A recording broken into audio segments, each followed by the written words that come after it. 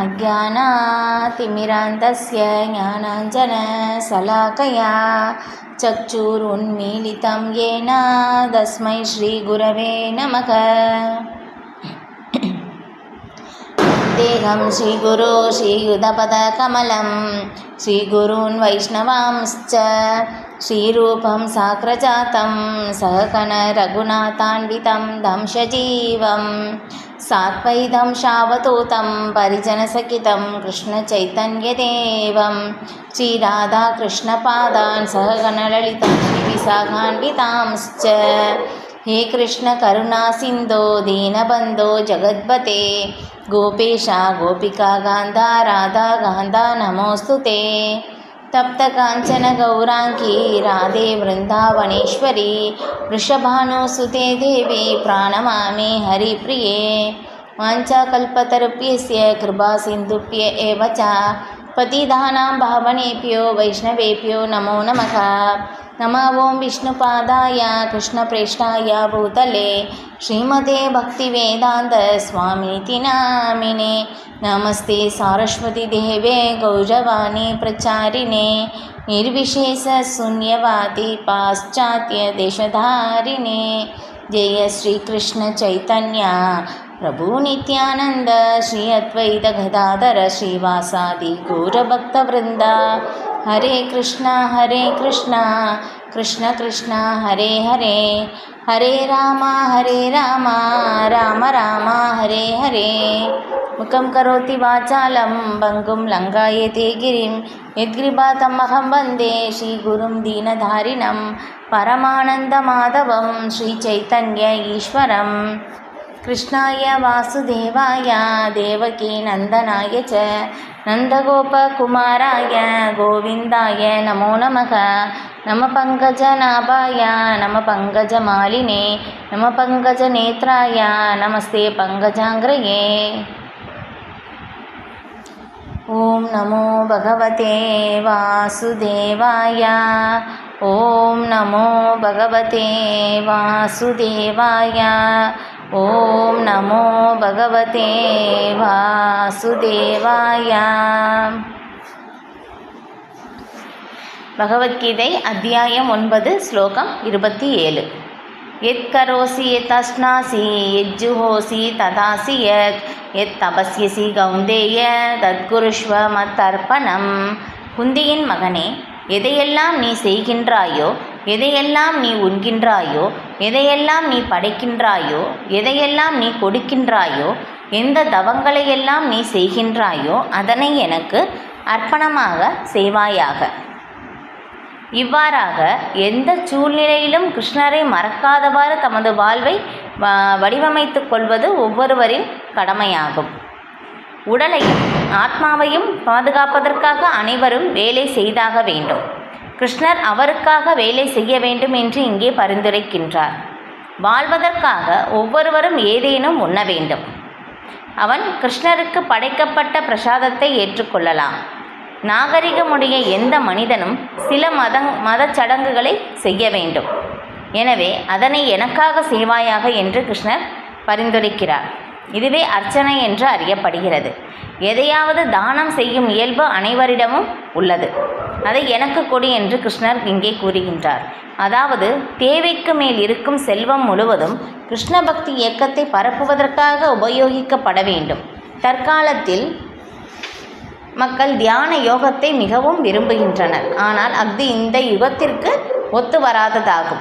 மாறாக யாரேனும் 24 மணி நேரமும் தனது ஜபமாலையில் ஹரே கிருஷ்ண மந்திரத்தை ஜபம் செய்வதன் மூலம் தியானத்தை பயிற்சி செய்தால் பகவத்கீதையில் 6ஆம் அத்தியாயத்தில் உறுதி செய்யப்பட்டுள்ளபடி அவன் நிச்சயமாக மிகச்சிறந்த யோகியாவான். இல்லையா? இதற்கு முந்தைய ஸ்லோகத்தில் பகவான் எனக்கு எதையெல்லாம் அர்ப்பணிக்க வேண்டும் அப்படின்னு சொல்லி பார்த்தோம் இல்லையா? அப்போ அது எந்த மாதிரி அர்ப்பணிக்க வேண்டும்? அன்புடனும் பக்தியுடனும் அப்படின்னு சொல்லப்பட்டிருந்தது. அப்போ இங்கே பகவான் எப்படி சொல்கிறாங்கன்னா நீ எதையெல்லாம் செய்கின்றாயோ, எதையெல்லாம் உண்கின்றாயோ, எதையெல்லாம் நீ படைக்கின்றாயோ, எதையெல்லாம் நீ கொடுக்கின்றாயோ, எந்த தவங்களையெல்லாம் செய்கின்றாயோ எல்லாமே எனக்கு அர்ப்பணமாக செய்வாயாக அப்படின்னு சொல்லிட்டாங்க. இல்லையா. இங்கே வந்து பிரபுபாதர் வந்து இதை வந்து எப்படி விளக்குறாங்கன்னா, எந்த சூழ்நிலையிலும் கிருஷ்ணரை மறக்காதவாறு தமது வாழ்வை வடிவமைத்து கொள்ளணும் அப்படின்னு வந்து சொல்கிறாங்க. அது ஒவ்வொருவரின் கடமை அப்படின்னு சொல்லிட்டாங்க. ஏன்னா வந்து நம்ம செய்கின்ற செயல் வந்து ஒவ்வொரு செயலிலும் வந்து கிருஷ்ணரோடு வந்து நம்மை வந்து தொடர்பு படுத்தி இருக்கா அப்படின்னு சொல்லி வந்து பார்க்கணும் இல்லையா. கிருஷ்ணரை வந்து தொடர்பு படுத்துவது தான் வந்து என்னதுன்னா யோகா இல்லையா. கடைசியில் தான் வந்து பிரபுபாதர் வந்து இங்கே விளக்குறாங்க இல்லையா. 6வது அத்தியாயத்தின் கடைசியில் வந்து சொல்லப்பட்டது அதுதான் இல்லையா. அப்போ வந்து கிருஷ்ணரோடு இணைப்பது தான் வந்து யோகம் இல்லையா. இப்போ வந்து செய்வது எல்லாமே வந்து என்னென்னா,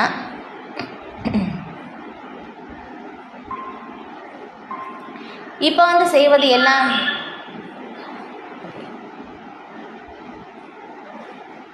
இப்போ நாம் செய்கிறது வந்து ஹரே கிருஷ்ணா எக்கோ அடிக்குது. ஹரே கிருஷ்ணா 9வது அத்தியாயம் 27வது ஸ்லோகம் பகவத்கீதை. ஓகே. அப்போ வந்து நாம் வந்து செய்கின்ற செயல் ஒவ்வொரு செயலிலும் வந்து கிருஷ்ணரோடு நம்மை தொடர்பு படுத்தி இருக்கின்ற மாதிரி நமது வாழ்வை வந்து வடிவமைத்து கொள்ள வேண்டும் அப்படின்னு வந்து சொல்கிறாங்க. இப்போ இந்த மாதிரி செய்யும்போது என்ன ஆகும்னா, இது எல்லாமே வந்து நம்மை பந்தத்திலிருந்து நம்மை விடுவிக்கும் இல்லையா. ஒவ்வொரு செயலும் வந்து நம்மை பந்தப்படுத்தும். ஆனால் இங்கே வந்து நம்ம செய்கின்ற ஒவ்வொரு செயலும் வந்து பகவானோடு தொடர்பு படுத்தி வந்து செய்ய வேண்டும் இல்லையா. உடலையும் ஆத்மாவையும் பாதுகாப்பதற்காக வேலை செய்தாக வேண்டும், அது கிருஷ்ணருக்காக செய்ய வேண்டும் அப்படின்னு வந்து இங்கே சொல்கிறாங்க. அப்போ வந்து கிருஷ்ணருக்கு இதில் வந்து பார்த்தோம்னா ஒரு உதாரணம் இல்லையா. நம்ம வந்து நிறைய தடவை வந்து இந்த உதாரணம் வந்து நம்ம பார்த்துருக்கோம். இப்போ வந்து ஒருத்தர் வந்து 3 பேர் வந்து பார்த்தோம்னா ஒரே வேலை தான் செய்கிறாங்க. அப்போ வந்து 3 பேர் வந்து என்ன பண்ணுறாங்கன்னா கல் உடைக்கிறாங்க. அப்போ வந்து ஒரு நபர்கிட்ட வந்து போய் கேட்குறாங்க, நீங்கள் வந்து என்ன செய்கிறீங்க அப்படின்னு சொல்லிட்டு. என்னுடைய வயிற்று பிழைப்புக்காக நான் வேலை செய்கிறேன் அப்படின்னு வந்து ஒரு நபர் வந்து சொல்கிறாங்க. இப்போ இன்னொரு நபர்கிட்ட வந்து கேட்கும்போதும் அவங்க சொல்கிறாங்க, என்னுடைய பலத்தை வந்து காட்டுவதற்காக நான் செய்கிறேன், இந்த கல்லை வந்து உடைக்கின்றேன் அப்படின்னு வந்து சொல்கிறாங்க. இப்போ அதுக்கப்புறம் வந்து இன்னொரு நபர்கிட்ட வந்து கேட்குறாங்க, நீங்கள் வந்து என்ன செய்கிறீங்க அப்படின்னு சொல்லிட்டு. அவங்களும் கல் தான் உடைக்கிறாங்க. ஆனால் வந்து அவங்க என்ன சொல்கிறாங்கன்னா, நான் பகவானுடைய சேவைக்காக வந்து நான் இந்த செயலை செய்கிறேன் இல்லையா. செயல் ஒன்று தான், ஆனால் அதை வந்து நோக்கம் என்ன, நாம் யாருக்காக செய்கின்றோம் இல்லையா. அதை இங்கே வந்து பகவான் சொல்கிறாங்க, நம்ம வந்து எப்படி இருந்தாலும் ஏதாவது செஞ்சு தான் ஆகணும், அதை வந்து நீ எனக்காக செய், எனக்கு அர்ப்பணமாக செய் அப்படின்னு வந்து சொல்லிட்டாங்க. சில பிரபுபாதர் கூட நமக்கு வந்து அப்படி தான் வந்து சொல்லி கொடுத்துருக்காங்க, நம்ம செய்கிற செயல் எதுவுமே வந்து மாற்ற வேண்டாம், நீங்கள் என்ன செய்கிறீங்களோ உங்களுக்கு என்ன திறமை இருக்கோ அந்த திறமையை பகவானோட சேவையில் வந்து ஈடுபடுத்துங்க அப்படி தான் வந்து பிரபுபாதர் வந்து சொல்லி கொடுத்துருக்காங்க. பகவானும் அதுதான் வந்து சொல்லியிருக்காங்க. நடைமுறைக்கு ஒத்து வராதது எதுவுமே வந்து பகவான் வந்து சொல்லவில்லை இல்லையா. பிரபுபாதர் தான் அதுதான் வந்து நமக்கு வந்து கொடுத்துருக்காங்க. இதுக்கு வந்து ஒரு விளக்கம் வந்து கொடுத்தாங்க.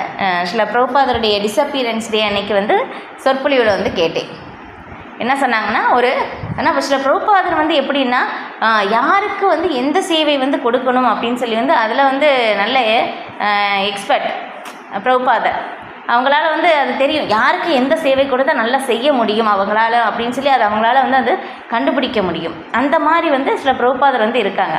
இப்போ வந்து ஒரு டிவோட்டி வந்து ஒரு பெண் வந்து ஒரு யங்கல் அவங்க வந்து வருவாங்கன்னா, ஏன்னா ரொம்ப தூரத்துலேருந்து பிரபுபாதருடைய அந்த லெக்சர் வந்து கேட்குறதுக்காக வருவாங்களாமா, ரொம்ப தொலைவில் இருந்து.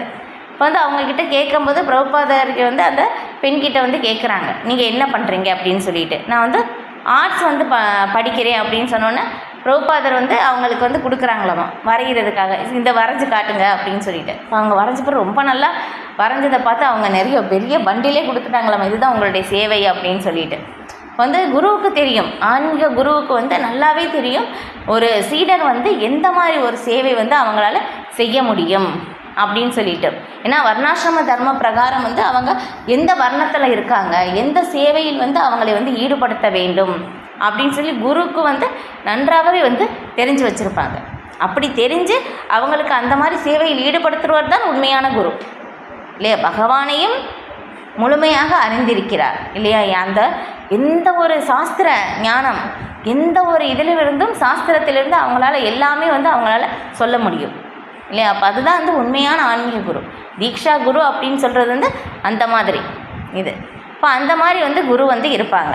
இப்போ யாரை வந்து எந்த மாதிரி வந்து சேவையில் வந்து ஈடுபடுத்த வேண்டும் அப்படின்னு சொல்லிட்டு. ஓகே, அப்போ அதுக்கப்புறம் வந்து இங்கே சொல்கிறாங்க, அப்புறம் நீ படைக்கப்பட்ட பிரசாதம் இல்லையா, நம்ம வந்து எப்படி இருந்தாலும் சாப்பிடணும், சமைக்கணும், அது வந்து எனக்கு அர்ப்பணம் செஞ்சுட்டு நீ சாப்பிடு, அது நமக்கு தெரியும். ஓகே, இப்போ அதுக்கப்புறம் அர்ச்சனை சடங்கு, ஆமாம், மத சடங்குகள் எல்லாமே வந்து செய்கிறாங்க. அது எல்லாமே வந்து பகவான் என்ன சொல்கிறாங்கன்னா எனக்காக செய் அப்படின்னு சொல்லிட்டாங்க. ஓகே, அது அர்ச்சனா முறை அப்படின்னு சொல்லி அது தெரியும் நமக்கு. ஓகே, அப்போ அதுக்கப்புறம் தேவைக்கு மேல் செல்வம் இருந்தால் கிருஷ்ண பக்தி இயக்கத்தை பரப்புவதற்காக உபயோகிக்க வேண்டும், அது தெரியும். அப்போ வந்து இந்த யுகத்தில் வந்து என்ன பண்ணுறாங்கன்னா, இப்போ நிறைய பேர் வந்து தியானம் வந்து ரொம்ப வந்து முக்கியத்துவம் வந்து கொடுக்குறாங்க இல்லையா, எல்லாருமே வந்து விரும்புகிறாங்க அப்படின்னு சொல்லி இங்கே பிரபுபாதர் வந்து எழுதுகிறாங்க இல்லையா. அந்த யோகம் அப்படின்னு சொல்கிறது வந்து என்னென்னா, தியானம் வந்து அது வந்து வெறும் உடற்பயிற்சியாக தான் இப்போதைக்கு வந்து செய்யப்படுது இல்லையா. ஆனால் இந்த கலியுகத்துக்கு வந்து அந்த கடுமையான தியான முறை இல்லையா, துருவ மகாராஜா செஞ்சது எல்லாமே கடுமையான தியான முறை, அஷ்டாங்க யோக முறை நம்மளால் செய்வது ரொம்ப ரொம்ப கடினம். அது எல்லாமே வந்து பண்ண முடியாது. அது சத்தியயுகத்தில் வந்து சாத்தியமாக இருக்கலாம். அப்போ இந்த கலியுகத்தில் யோகா அப்படின்னு சொன்னோம்னா சாத்தியம் அப்படின்னு சொல்லும் போதும் 24 மணி நேரம் நாம் பகவானுடைய நாமத்தை ஜபம் செய்வது இல்லையா. அர்ஜுனனுக்கு பகவான் வந்து எப்படி சொன்னாங்க, நீ என்னை நினைத்து கொண்டு நீ போரிடுதலை செய்வாயாக, நீ உன்னுடைய கடமையையும் செய்யி உன்னுடைய மனதில் வந்து என்னை எண்ணிக்கொண்டிரு, அப்படி தான் வந்து சொன்னாங்க இல்லையா. இதே வந்து உபதேசம் கூட வந்து சில ரகுநாததாச கோஸ்வாமி, இப்போ அவங்க யாருன்னா சைத்தன்ய மகாபிரபுவுடைய அவங்க 6 கோஸ்வாமிகள் வந்து இருக்காங்க. இப்போ அந்த 6 கோஸ்வாமிகளில் வந்து ஒரு கோஸ்வாமி வந்து ரகுநாததாச கோஸ்வாமி. இப்போ அவங்க வந்து பார்த்தோம்னா பெரிய ஜமீன்தாருடைய மகன். அவங்க வந்து படுக்கையிலேருந்து எழுந்து பாத்ரூமுக்கு போகிறதுக்காக வந்து கீழே வந்து தங்க தாமரை இருக்குமா, அது மேலே கால் வச்சு தான் போவாங்களாமா. அந்த மாதிரி ஜமீன்தார் மாதிரி இருந்த அந்த ரகுநாததாச கோஸ்வாமி ஒரு நாள் வந்து அவங்க இருக்கிற இடத்துல வந்து சைத்தன்ய மகாபிரபு வந்து வர்றாங்க. அவங்கள பார்த்த உடனே இவங்களுக்கு வந்து ரொம்ப ஆச்சரியம். ஏன்னா சைத்தன்ய மகாபிரபு ஒரு சன்னியாசி. அப்போ வந்து அந்த மாதிரி இருக்கும்போது அவங்கக்கிட்ட எதுவுமே இல்லை, ஆனால் ரொம்ப சந்தோஷமாக இருக்காங்க. இவங்களுக்கு வந்து ரொம்ப ஒரு எப்படி எதுவுமே இல்லை ஆனால் வந்து சந்தோஷமாக இருக்க முடியுமா அப்படின்னு சொல்லி அவங்களுக்கு ஒரு ஆச்சரியம் ரகுநாததாச கோஸ்வாமிக்கு. அப்போ வந்து அங்கே அவங்ககிட்ட வந்து போய் பேசுகிறாங்க, அந்த மாதிரி வந்து பழகுறாங்க, அவங்களுடைய சகவாசம் வேணும் அப்படின்னு சொல்லி பார்க்கும்போதும் இப்போ சைத்தன்ய மகாபிரபு வந்து சொல்கிறாங்க, நீங்கள் வந்து உங்களுடைய கடமை, நீங்கள் கிரகஸ்தர் இல்லையா, உங்களுடைய கடமை. அப்போ வந்து அவங்க சைத்தன்ய மகாபிரபு கிட்ட வந்து இன்னும் சேரலை ரகுநாததாச கோஸ்வாமி சீடராக. அவங்க அங்கே தான் இருக்காங்க, அவங்க வீட்டில் தான் இருக்காங்க. இப்போ அந்த மாதிரி இருக்கும்போது அவங்க சைத்தன்ய மகாபிரபு வந்து அவங்களுக்கு வந்து சொல்கிறாங்க, நீங்கள் வந்து ஒரு கிரகஸ்தர், உங்களுடைய கடமை வந்து என்னவோ வெளி உலகத்துக்கு தகுந்த மாதிரி, அதுக்கு தகுந்த மாதிரி நீங்கள் வந்து எப்போவுமே உங்களுடைய கடமை வெளிப்படையாக எப்போவுமே செஞ்சுக்கிட்டே இருக்கணும். ஆனால் மனதில் வந்து வைராக்கியத்தோட உங்களுடைய பக்தியை வந்து நீங்கள் தொடரணும். நம்முடைய பக்தியை வந்து நம்ம வெளியே காட்டணும் அவசியம் இல்லை அப்படின்னு சொல்லி சைத்தன்ய மகாபிரபு வந்து அவங்க உபதேசம் வந்து கொடுக்குறாங்க. தகுந்த தருணம் வரும்போது உங்களுக்கு பக்தியை வந்து முழுமையாக ஏற்றுக்கொள்ள முடியும் அப்படின்னு சொல்லி இந்த மாதிரி உபதேசம் வந்து கொடுக்குறாங்க. இதே மாதிரி ரகுநாததாச கோஸ்வாமி அதே மாதிரி அவங்க வந்து பயிற்சி செய்கிறாங்க. சில காலத்துக்கு அப்புறம் நித்யானந்த பிரபு வந்து வர்றாங்க. நித்யானந்த பிரபு வந்த பிறகு நித்யானந்த பிரபுடைய கருணை நமக்கு கிடச்சிருச்சுன்னா சைத்தன்ய மகாபிரபுடைய கருணை கிடச்சிரும். சைத்தன்ய மகாபிரபு கருணை நமக்கு கிடச்சிருச்சுன்னா ராதாகிருஷ்ணனுடைய அவங்களுடைய திருவடி சரணம் வந்து நமக்கு கிடைக்கும். இதுதான் வழிமுறை. இப்போ அந்த மாதிரி நித்யானந்த பிரபு வந்து வர்றாங்க. அப்போ நித்யானந்த பிரபு பார்த்த உடனே அவங்களுடைய ஆசீர்வாதம் வந்து கிடைக்குது. அதுக்கப்புறம் சைத்தன்ய மகாபிரபுவோட வந்து அவங்களே போய் நேரடி சகாவாக வந்து அவங்க சேர்றாங்க. இப்போ இந்த மாதிரி வந்து நடக்குது. இந்த மாதிரி உபதேசங்கள் வந்து சைத்தன்ய மகாபிரபு வந்து சொல்கிறாங்க. இப்போ அதுதான் பகவத்கீதையிலையும் பகவான் வந்து அர்ஜுனனுக்கு சொன்ன உபதேசம் அதுதான், ரகுநாததாச கோஸ்வாமிக்கும் சொன்ன உபதேசம் அதுதான் இல்லையா. இப்போ அவங்க மூலமாக நமக்கு வந்து சொல்கிறாங்க, நம்ம வந்து இப்போ எந்த நிலையில் இருக்கோமோ அதே நிலையிலிருந்து நம்முடைய கடமையையும் செய்து கொண்டு மனதளவில், ஏன்னா பக்தி பாதை அப்படின்னு சொல்லி பொறுத்த வரையிலும் வந்தும் இந்த சூக்ஷ்மமாக செய்யப்படுவது, சூக்ஷ்மமான பயணம், வெளிப்படையாக செய்வது கிடையாது. நம்முடைய பக்தியை வந்து நம்ம மற்றவர்களுக்கு காட்டணும் அப்படின்னு சொல்லியும் வந்து அவசியம் இல்லை இல்லையா. ஏன்னா வந்து மற்றவர்களுக்கு நாம் வந்து காட்டணும் அப்படின்னு சொல்லும்போது அதுவும் வந்து ஒரு விதமான அனர்த்தம் அப்படின்னு சொல்லிட்டு வந்து சைத்தன்ய சரிதாமிரதத்தில் சில பக்தி சித்தாந்த சரஸ்வதி தாக்கூர் வந்து சொல்கிறாங்க இல்லையா. புகழுக்காக வந்து நம்ம வந்து செய்கிறது கூட அது வந்து ஒரு விதமான அனர்த்தம் இல்லையா.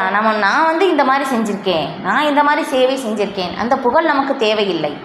அது வந்து அதை பற்றி வந்து ரொம்ப விளக்கமாக வந்து அதில் வந்து கொடுத்துருக்காங்க. ஏன்னா நாம் வந்து பகவானுக்காக செய்கிறோம். எப்படி பக்தி எப்படி இருக்கணும்? அகைத்துக்கி அப்ரதிஹதா, எந்த உள்நோக்கமும் இல்லாமல் இடையறாததாக இருக்க வேண்டும். எப்படி? பகவானுக்கு சாதகமான முறையில் இருக்க வேண்டும் இல்லையா. நம்ம வந்து சேவை எல்லாமே செஞ்சிட்டோம், நான் எதுவுமே செய்யலை அப்படின்னு சொல்லி வந்து அவங்க காட்டிக்குவாங்களாமா. அதுதான் தூய பக்தர். தூய பக்தர் வந்து எப்படி சொல்லுவாங்களாமா, எனக்கு அவங்க வந்து சேவை செஞ்சுட்டு வந்து எனக்கு பக்தியே இல்லை, எனக்கு எதுவுமே தெரியலை அப்படின்னு வந்து சொல்லுவாங்களாமா. அப்போ அவங்க தான் வந்து உயர்ந்த நிலை பக்தர் அப்படின்னு சொல்லி வந்து சைத்தன்ய மகாபிரபு வந்து நம்முடைய சிக்ஷாஷ்டகத்தினுடைய விளக்கத்தில் வந்து சொல்லும் போதும் சைத்தன்ய சரிதாமத்தில் வந்து சொல்லப்பட்டிருக்கு. இதே வந்து சில பிரபுபாதர் கூட அதுதான் சொல்கிறாங்க. எப்படின்னா அவங்களுடைய பணிவு காட்டுறாங்க. அவங்க எப்படின்னா, நான் வந்து எனக்கு வந்து பக்தியும் இல்லை, எனக்கு வந்து வேதாந்தமும் தெரியாது, ஆனால் எனக்கு வந்து பக்தி வேதாந்தா அப்படின்னு சொல்லி பட்டம் கொடுத்துருக்காங்க அப்படின்னு சொல்லி அவங்களுடைய பணிவோடு வந்து சொல்கிறாங்க. அவங்களுக்கு எல்லாமே தெரியும், ஆனால் இருந்து என்ன பண்ணுறாங்கன்னா எனக்கு எதுவுமே தெரியாது அப்படின்னு சொல்லி பணிவோடு வந்து தம்மை வந்து காட்டிக்கிறாங்க இல்லையா. இப்போ இதுதான் வந்து உயர்ந்த பக்தர். இப்போ அவங்க தான் வந்து உயர்ந்த யோகி. அதை இங்கே வந்து சொல்லியிருக்காங்க. இப்போ 24 மணி நேரமும் நம்ம ஜெபம் செய்வதன் மூலம் தியானத்தை பயிற்சி செய்தால் பகவத்கீதையின் 6ஆம் அத்தியாயத்தில் உறுதி செய்துள்ளபடி அவன் நிச்சயமாக மிகச்சிறந்த யோகி ஆவான் இல்லையா. பகவானுடைய நாமத்தை நம்ம தொடர்ந்து ஜெபம் செய்ய வேண்டும். அதுதான் ஓகே. இப்போ ஸ்லோகம் 28. சூபாசூப பலைரேவம் மோஷ்யசே கர்ம பந்தனை சந்நியாச யோக யுக்தாத்மா விமுக்தோ மாம் உபைஷ்யசி. இவ்விதமாக நீ கர்ம பந்தத்தில் இருந்தும் அதன் நல்ல தீய விளைவுகளில் இருந்தும் விடுபடுவாய். சந்நியாசத்தின் இந்த கொள்கையின் மூலம் உனது மனதை என்னில் பதியச் செய்வதால் நீ முக்தி பெற்று என்னிடமே வருவாய். பாருங்களேன், இப்போ இந்த மாதிரி செய்யும் போதும், ஏன்னா நான் வந்து கடைசியில் 18வது அத்தியாயத்தில் வந்து பகவான் சொல்லுவாங்க இல்லையா, எந்த ஒரு செயலிலும் வந்து கண்டிப்பாக களங்கம் இருக்குது இல்லையா. ஒரு தொழில் செய்யணும் அப்படின்னாலும் கண்டிப்பாக வந்து அதில் வந்து பொய் சொல்லாமல் செய்ய முடியாது, ஏமாற்றாமல் செய்ய முடியாது இல்லையா. கண்டிப்பாக இருக்குது இல்லையா. அப்போ அந்த மாதிரி இருக்கும்போதும் அப்போ வந்து அதனுடைய ரிசல்ட்டு, அதனுடைய பலனை வந்து நம்ம பகவானுக்கு அர்ப்பணம் செய்யும்போது என்னாகும்னா நம்ம அதிலிருந்து விடுபடலாம். அதை இங்கே வந்து பகவான் சொல்கிறாங்க, இந்த மாதிரி எல்லாமே எனக்கு நீ அர்ப்பணமாக செஞ்சாயின்னா நீ கர்ம பந்தத்தில் இருந்தும் அதன் நல்ல தீய விளைவுகளிலிருந்தும் விடுபடுவாய் இல்லையா. ரொம்ப முக்கியம் இல்லையா. ஏன்னா நமக்கு வந்து நாம் சொல்லுவோம் தீய செயல் செஞ்சால் பாவம் வரும் அப்படின்னு சொல்லி, நல்ல செயல் செஞ்சால் புண்ணியம் வரும் தெரியும். ஆனால் இருந்தாலும் என்னென்னா நல்ல செயல் கூட நம்மை பந்தப்படுத்தும் இல்லையா. ஏன்னா நல்ல செயலும் தீய செயலுக்கும் அப்பாற்பட்டது தான் கிருஷ்ண பக்தி செயல், கிருஷ்ண உணர்வின் செயல் இல்லையா. நல்ல செயல் கூட வந்து நமக்கு தெரியும் தீய செயல்லாம் பந்தப்படுத்தும் அப்படின்னு சொல்லி தெரியும். இப்போ நல்ல செயல் எப்படி பந்தப்படுத்தும் அப்படின்னு சொல்லும் போதும் ஸ்ரீமத் பாகவதத்தில் வந்து வருது. அந்த அரசர் பேர் ஞாபகம் வரல. அந்த அரசர் வந்து என்னென்னா, இப்போ வந்து ஒருத்தர் ஒரு இடத்துல வந்து ஒரு இடத்துல பார்க்கும்போது என்னென்னா, இதில் கிருஷ்ணனுடைய இதில் வந்து கிருஷ்ணனுடைய மகன்கள், அவங்களுடைய மகன்கள் வந்து அவங்க என்ன பண்ணுறாங்கன்னா ஒரு இடத்துல வந்து விளையாடிட்டுருக்காங்க. அந்த மாதிரி வந்து விளையாடும்போது அந்த ஒரு கிணறு இருக்குது. இப்போ அந்த கிணறுல பார்த்தோம்னா ரொம்ப பெரிய பள்ளி, அது வந்து ரொம்ப பார்க்கவே ரொம்ப பயங்கரமாக இருக்குது, அவ்வளோ பெருசாக இருக்குது. எல்லாருமே பார்த்து ஆச்சரியப்படுறாங்க. இப்போ அதுக்கப்புறம் என்ன பண்ணுறாங்க, உடனே கிருஷ்ணரை வந்து கூட்டிகிட்டு வர்றாங்க. இப்போ கூட்டிகிட்டு வந்துட்டு அவங்க வந்து சொல்லும் போதும் கிருஷ்ணர் வந்து என்ன பண்ணுறாங்கன்னா அந்த பள்ளியை வந்து எடுத்து வெளியே வந்து அந்த இதில் கிணறுலேருந்து எடுத்து வெளியே விடும்போது என்னாகுது, ஒரு பெரிய ஒரு அழகான ஒரு தேஜஸோட ஒரு அழகான ஒரு அரசராக வந்து அந்த உருவம் வந்து அந்த பள்ளி வந்து மாறுது. இப்போ இதை பார்த்த உடனே எல்லாருக்கும் ஆச்சரியம். ஏன்னா கிருஷ்ணருக்கு தெரியும் இல்லையா, கிருஷ்ணனுடைய அவங்களுடைய தாமரை அவங்களுடைய திருக்கை பட்ட உடனே வந்து என்னாகுது, அவங்களுக்கு சாப விமோசனம் வந்து கிடைக்கிது. அப்போ வந்து கேட்குறாங்க, ஏன்னா எல்லாருமே வந்து தெரிஞ்சுக்கணும் அப்படின்னு சொல்லி, ஏன்னா கிருஷ்ணருக்கு தெரியும், ஆனால் இருந்தாலும் எல்லாருமே தெரிஞ்சுக்கணும் அப்படின்னு சொல்லி கேட்குறாங்க, நீங்கள் வந்து எப்படி இந்த மாதிரி வந்து ஒரு உடல் வந்து உங்களுக்கு கிடைச்சது, அப்படின்னு சொல்லி கேட்கும்போது அப்போ வந்து அந்த அரசர் வந்து விளக்குறாங்க. இப்போ இந்த மாதிரி வந்து நான் வந்து இந்த தானம் கொடுக்குற ஒரு பெரிய அரசராக இருந்தேன். யார் கேட்டாலும் எல்லாமே நான் வந்து தானம் படுவேன், தானம் செய்வேன். நான் வந்து எனக்கு நிறைய புண்ணிய செயல்கள் எல்லாமே வந்து நான் செஞ்சுட்டு இருந்தேன். இந்த மாதிரி செய்யும்போது பிராமணர்களுக்கு வந்து ஒரு பிராமணருக்கு வந்து நான் தானம் கொடுத்தேன். இப்போ வந்து தானம் கொடுக்கும்போது என்ன ஆச்சுன்னா, அந்த பசுக்கள் வந்து தானம் நான் கொடுத்தேன். ஆனால் வந்து என்ன ஆச்சுன்னா, அந்த ஒரு பசு வந்து தெரியாமல் திரும்ப என்னுடைய அந்த அரண்மனையில் வந்து அங்கே இருக்கிற அந்த கொட்டகைக்கே வந்து அது வந்துருச்சு. அந்த பசு அது வந்து வந்தது அரசருக்கும் தெரியாது, அந்த பிராமணருக்கும் தெரியலை. அடுத்த நாள் வந்து என்ன பண்ணுறாங்கன்னா, அடுத்த பிராமணருக்கு வந்து அதே அந்த அந்த மற்ற பசுக்களோட அந்த பசுக்களையும் சேர்த்து தானம் கொடுத்துட்றாங்க.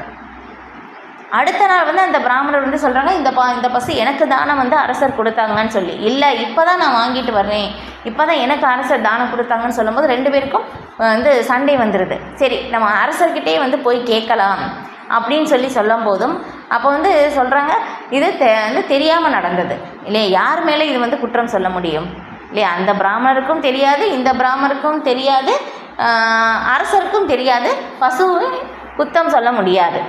இப்போ இந்த மாதிரி ஒரு நிலையில் இருக்கும்போதும் அப்போ என்னாச்சுன்னா, இதனால் வந்து அந்த இது இப்படியே காலம் வந்து போகுது. அப்போ இந்த மாதிரி போகும்போது அரசர் என்ன சொல்கிறாங்கன்னா, சரி இதை விட்டு உங்களுக்கு 10 பசு கூட நான் எக்ஸ்ட்ரா அதை வந்து கொடுக்குறேன் அப்படின்னு சொல்லும்போதும் அவங்க வந்து நாங்கள் வந்து பிச்சை எடுக்கவில்லை, நாங்கள் தானம் தான் கேட்க வந்திருக்கிறோம் அப்படின்னு சொல்லி எங்களுக்கு வேண்டாம் அப்படின்னு சொல்லிட்டு போயிடுறாங்க. இப்போ இந்த பிரச்சனையை தீர்க்க முடியலை, இப்படியே காலம் வந்து போகுது. இப்போ இந்த பிராமணர்களுக்கு அந்த ஒரு சிறிய குற்றம் செஞ்சதுனால எனக்கு இந்த மாதிரி ஒரு உடல் கிடைச்சது அப்படின்னு சொல்லி வந்து சொல்கிறாங்க. அப்போ பாருங்கள், அரசர் செஞ்சது ஏதாவது தப்பா? அரசர் மேலே தப்பு இல்லை, நல்ல செயல்தான். ஆனால் நல்ல செயல் கூட வந்து என்ன ஆகும்னா பந்தப்படுத்தும் நம்மை. நாம் சொல்லுவோம், ஐயோ நல்ல செயல் செஞ்சால் ரொம்ப நல்லது அப்படின்னு சொல்லிட்டு.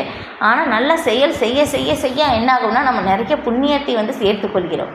இப்போ அந்த புண்ணியத்தை தீர்ப்பதற்காக நம்ம திரும்ப திரும்ப திரும்ப என்ன ஆகும்னா பிறவிகள் எடுக்க வேண்டி வரும். இதுதான் நம்முடைய நிலை. நம்ம வந்து திரும்ப திரும்ப பிறவிகள் வந்து எடுத்துக்கொண்டே வந்து இருக்க வேண்டும்.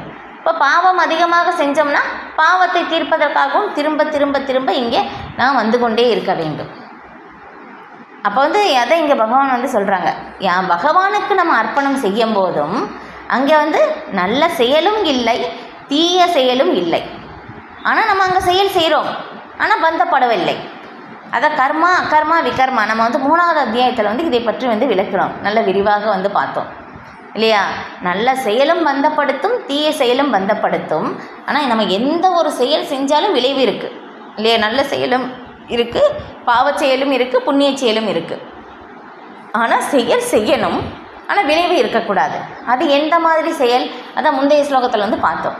நம்ம எதையெல்லாம் செய்கிறோமோ எல்லாமே செய்கிறது எல்லாமே கிருஷ்ணரோட அர்ப்பணமாக செஞ்சிட்டோம் அப்படின்னாக்கா என்ன ஆகும்னா அங்கே நம்ம செயல் தான் செய்கிறோமே ஒழிய அங்கே வந்து நமக்கு விளைவு இல்லை. அப்போ இந்த பிறவிலே வந்து என்னாகும், எல்லாமே முடித்து நான் வந்து பாவச் செயலும் இல்லை, புண்ணிய செயலும் இல்லை, 0. அப்போ எதுவுமே இல்லைன்னா நம்ம இந்த பௌதிக உலகத்துக்கு, துன்பமயமான உலகத்துக்கு இங்கே வர தேவையே இல்லை. நம்ம திரும்ப ஆன்மீக உலகத்துக்கு வந்து போயிடலாம். இல்லை பாருங்களேன், ரொம்ப எளிமையாக பகவான் வந்து நமக்கு கொடுத்துருக்காங்க. எப்படி வந்து நம்ம ஆன்மீக உலகத்துக்கு போகிற மாதிரி இல்லையா? பகவானோட தொடர்பு படுத்தி நம்ம செய்கிற செயல் எல்லாமே செய்யும் போதும் ஆட்டோமேட்டிக்காக நம்ம வந்து பகவானுடைய லோகத்தை வந்து அடையலாம். அதான் இங்கே வந்து பகவான் சொல்கிறாங்க. அடுத்த லைனில் பாருங்கள், சந்நியாசத்தின் இந்த கொள்கையின் மூலம் பாருங்கள், இந்த ஒரு நிலை வந்து எப்படி ஒரு சந்நியாசத்தின் நிலை இல்லையா? ஒரு சந்நியாசம் வந்து எதன் மேலேயும் பற்றுதல் இல்லை இல்லையா? எதுலையுமே ஒரு யுத்த வைராக்கியா, எல்லாமே கிருஷ்ணருக்காக, எல்லாமே கிருஷ்ணருடையது, ஈசாவாசியம் இதம் சர்வம் இல்லையா? எல்லாமே கிருஷ்ணருக்கு சொந்தமானது அப்படின்னு சொல்லிட்டு எதின் மேலேயும் பற்றுதல் இல்லை. பாருங்கள், ஸ்ரீ பிரபுபாதர் இந்த இயக்கத்தை வந்து தொடங்கும் போது எப்படி கையில் வந்து வெறும் 40 ரூபா இல்லையா? அவங்க வந்து இந்த உலகத்தை விட்டு லீலை முடித்து போகும்போதும் எவ்வளவு கோடி சொத்து இருந்தது இல்லையா? இஸ்கானுக்கு வந்து பார்த்தோம்னா எத்தனை கோயில்கள் வந்து கட்டினாங்க, உலகம் முழுக்க எல்லா இடத்துலையும் போனாங்க இல்லையா? எவ்வளவு வந்தது. ஆனால் இருந்தாலும் பிரபுபாதர் அதன் மீது ஒரு பற்றுதலும் இல்லை. ஆனால் செயல் செஞ்சாங்க. ஆனால் எல்லாமே எப்படி, எல்லாமே கிருஷ்ணருக்காக இல்லையா? அப்போ அதன் வழிமுறை நமக்கு வந்து நடைமுறையிலே வந்து பிரபுபாதர் வந்து நமக்கு காட்டியிருக்காங்க இல்லையா? இப்போ வந்து இஸ்கான் வந்து பிரபுபாதர் வந்து போன பிறகும் வந்து அது தொடரணும் அப்படின்னு சொல்லி ஜிபிசி அப்படின்னு சொல்லி வந்து தொடங்குனாங்க. இப்போ அந்த ஜிபிசி தொடங்கின பிறகு பிரபுபாதர் தான் தொடங்கியிருக்காங்க. ஆனால் தொடங்கின பிறகு என்னென்னா, நானும் இதில் ஒரு நபர், நானும் இதில் ஒரு மெம்பர், நான் தான் இஸ்கான் வந்து தொடங்கினேன், இது என்னுடையது அப்படின்னு சொல்லி ஒரு நாள் கூட சில பிரபுபாதர் வந்து உண்மை கொண்டாடவே இல்லை. சைத்தன்ய மகாபிரபு இயக்கம் இல்லையா, நானும் இதில் வந்து ஒரு சேவகன் அப்படின்னு சொல்லிட்டு, சேவை என இன்னொரு இடத்துலையும் வந்து பகவான் வந்து சொல்கிறாங்க. என்ன சொல்கிறாங்க? ஜட ஆன்மீக உலகங்கள் அனைத்திற்கும் மூலம் நானே இல்லையா, எல்லாம் என்னிடமிருந்தே தோன்றுகின்றன அப்படின்னு சொல்லிட்டாங்க. அப்போ வந்து இந்த ஒவ்வொரு வார்த்தையும் வந்து பகவான் சொன்ன ஒவ்வொரு வார்த்தையும் சாஸ்திரங்களிலிருந்து வேதங்களிலிருந்து சொன்ன வார்த்தை பிரபுபாதர் அப்படியே வந்து அப்ளை பண்ணாங்க. ஏன்னா நம்ம எத்தனை செயல் செஞ்சாலும் எல்லாமே கிருஷ்ணருடையது தான் இல்லையா, கிருஷ்ணர் கொடுத்த அந்த நாலேஜ் வச்சு தான் நம்ம வந்து செய்கிறோம். அதனால் எதுவுமே எனதல்ல இல்லையா, அகம் அமேதி, இது எதுவும் எனதல்ல அப்படின்னு சொல்லிட்டு வந்து நம்ம சொல்கிறோம். நம்ம வந்து எவ்வளோ சேவை செய்யலாம் இல்லையா, நம்ம வந்து ஒரு டெம்பிள் கூட வந்து கட்டலாம், ஆனால் எல்லாமே வந்து என்னுடைய இது அல்ல அப்படின்னு சொல்லி சில பிரபுபாதர் வந்து நமக்கு வந்து காட்டினாங்க. ஏன்னா எதுவுமே நமது கிடையாது இல்லையா, எல்லாமே பகவானுடைய சொத்து தான் இல்லையா. பகவான் கொடுத்த அந்த ஒரு அறிவை வைத்து தான் அவங்களுக்கு அந்த திறமை பகவான் கொடுத்துருக்காங்க, அந்த திறமை வைத்து செய்கிறாங்க இல்லையா. அப்போ வந்து நம்ம அதன் மூலமாக நம்ம அகங்காரம் செய்யும்போது என்னாகும், பகவான் திரும்ப எப்போ வேணாலும் எடுத்துக்கொள்ளலாம் இல்லையா. இப்போ இதே தான் வந்து அர்ஜுனனுக்கும் வந்து அவங்களுடைய இதில் வந்து காட்டப்பட்டது. அர்ஜுனன் வந்து அவங்களுடைய காண்டீபதாரி அப்படின்னு சொல்லியெல்லாம் வந்து பேர் இல்லையா. ஆனால் வந்து என்னாச்சு, அர்ஜுனன் தான் வந்து எல்லாரையும் கொன்றார், அர்ஜுனனுக்கு புகழ் கிடைச்சது.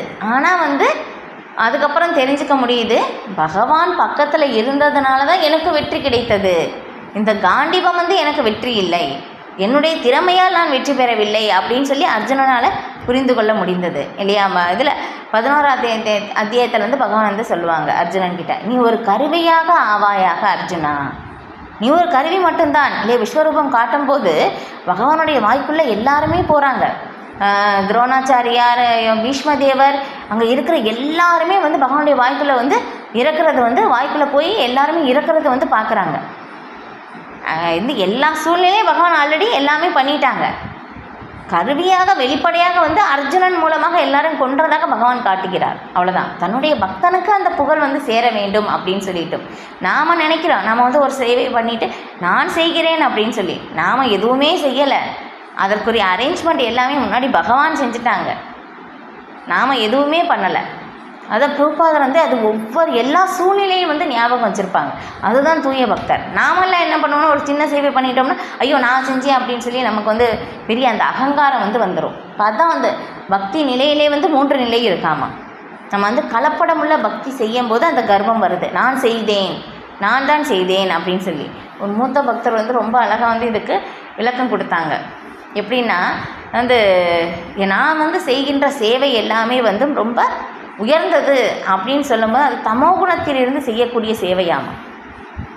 பாருங்களே, ரஜோகுணத்தில் வந்து செய்யும்போது புகழ் வந்து எதிர்பார்ப்பாங்க, சத்வகுணத்திலிருந்து செய்யும் போதும் இது எதுவுமே எனதல்ல அப்படின்னு சொல்லிட்டு வந்து சொன்னாங்க. வந்து ஒரு மூத்த பக்தருக்கு வந்து அவங்களுக்கு இன்டர்வியூ எடுக்கும்போது அவங்களுக்கு அந்த கேட்குறாங்க, இந்த கேள்வி கேட்குறாங்க, நீங்கள் வந்து இங்கே கோயிலில் வந்து நீங்கள் சேவை வந்து செய்கிறீங்க, நீங்கள் வந்து இந்த சேவையின் மூலமாக நீங்கள் உரிமை கொண்டாடுவீங்களா அப்படின்னு சொல்லி கேட்குறாங்க. அப்போ வந்து அந்த பக்தர் வந்து இந்த விளக்கம் வந்து சொன்னாங்களாமா, அகம் அமேதி அப்படின்னு சொல்லி, எதுவும் எனதல்ல அப்படின்னு சொல்லிட்டு நான் உரிமை கொண்டாட மாட்டேன் அப்படின்னு சொல்லி அந்த பக்தர் வந்து அந்த இன்டர்வியூவில் வந்து பதில் சொன்னாங்களாமா. அப்போ அதுதான் உண்மை இல்லையா, எதுவுமே எனதல்ல, எல்லாமே பகவானுக்கு சொந்தமானது, பகவான் கொடுத்ததை வைத்து நம்ம செய்கிறோம், அவ்வளோதான் இல்லையா. நம்ம வந்து ரொம்ப அகங்காரத்தினால் செயல்படும் போது என்னாக பகவான் எப்போ வேணாலும் திரும்ப எடுத்துக்கொள்ளலாம் இல்லையா. அப்போ அதுதான். ஆனால் பிரபுபாதர் வந்து பார்த்தோம்னா எப்போவுமே வந்து நான் உங்களுடைய சேவகன், உங்களுடைய அந்த பொம்மலாட்டம் பார்ப்போம் இல்லையா, அந்த மாதிரி தான் நான் உங்கள் கையில் வந்து இருக்கேன்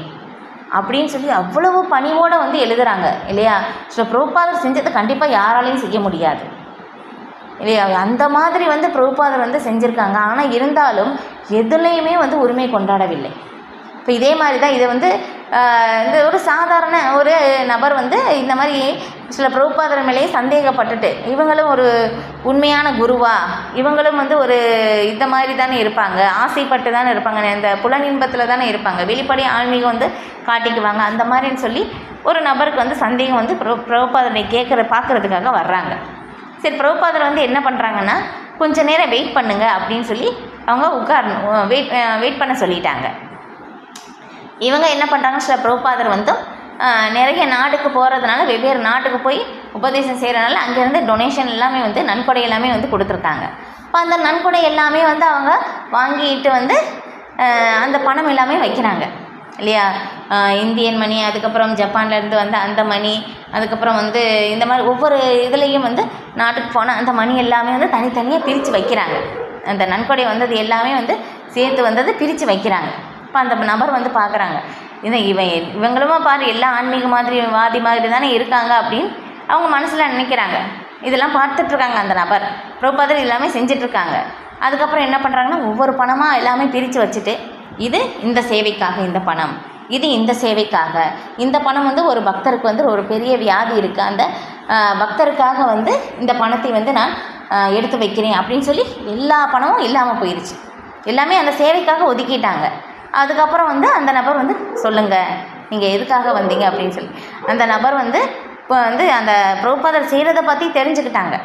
ஓ, இவங்க போலி ஆன்மீக குரு வந்து கிடையாது, ஆன்மீகவாதி கிடையாது, ஒரு உண்மையான ஒரு ஆன்மீகவாதி தான் அப்படின்னு சொல்லி அவங்க வந்து கேட்க வந்தது. அவங்க வந்து நேரடியாகவே பார்த்ததுனால எதுவுமே கேட்காம அவங்க போயிட்டாங்க.